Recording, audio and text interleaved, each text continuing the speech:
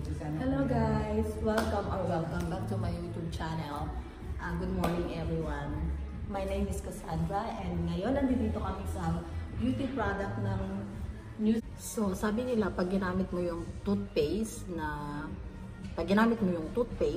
within 24 hours, yung ngipin mo daw magiging ano siya, white. So ngayon, i-check natin, tatry natin. Bibili kami ngayon, tapos isasample namin, and then ipapakita namin sa inyo kung talagang effective siya. Tingnan na lang natin, okay? Dito kami sa office ngayon para bumili ng white ng New Skin product. Di ba?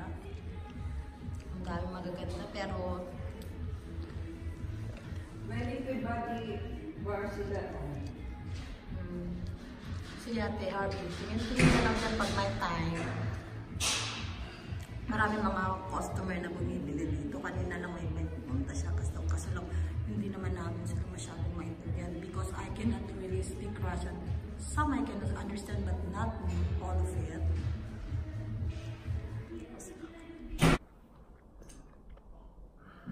So guys, ngayon kauwi lang namin sa bahay.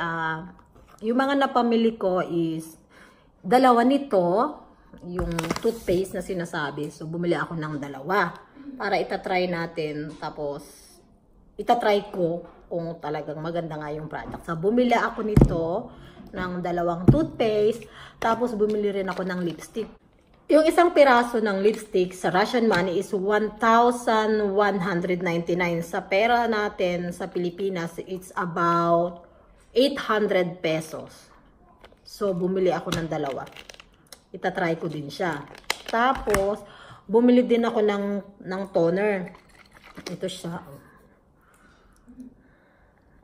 Nakikita ba? Masyado ito. Ayan siya. Sabi yung nag-registered sa akin, kasi bago ka bumili ng product na to, nasa sayo kung gusto mong mag-registered ka or ayaw mo. Pero ako kasi gusto kong mag-registered kasi sabi ng kaibigan ko doon sa Pilipinas na maganda nga raw talaga yung product ng Nu Skin.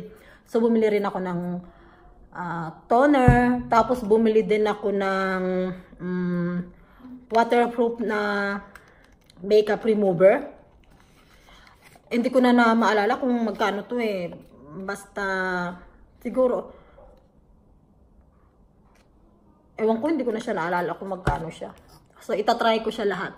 Ngayon, pag maganda talaga siya, bibigyan ko rin kayo ng feedback.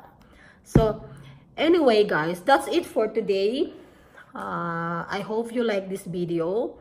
Kung nagustuhan nyo yung video, pwede nyo akong bigyan ng thumbs up or pwede kayong mag-subscribe sa channel ko.